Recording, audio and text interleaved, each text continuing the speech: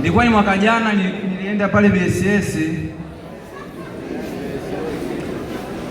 Wakati niko pale BSS, nadhani alikuwa Madam Salama yule. Nadhani waliofika BSS wanamfahamu vizuri. Nimefika pale nikaanza kuperform sasa kama kawaida yangu mimi sinaperform.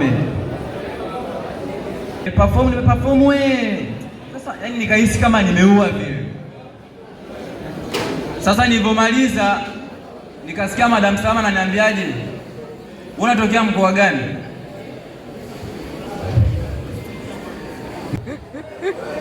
Wapi? Morogoro. Sijasikia wapi? Morogoro. Oh, sawa.